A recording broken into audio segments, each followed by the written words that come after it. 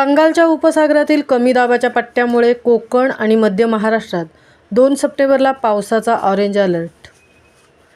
अरबी समुद्रामध्ये शुक्रवार 30 ऑगस्ट असना चक्रीवादळ तयार होणार.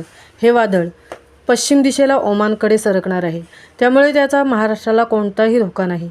बंगालच्या उपसागरातील कमी दाबाच्या क्षेत्राची तीव्रता पुढील 2 दिवसात वाढून त्याचे डिप्रेशनमध्ये रूपांतर होणार आणि या क्षेत्राच्या प्रभावामुळे विदर्भात 31 आणि 1 तारखेला तर कोकणमध्ये मध्य महाराष्ट्रासाठी 2 सप्टेंबरला ऑरेंज अलर्ट जारी केला आहे.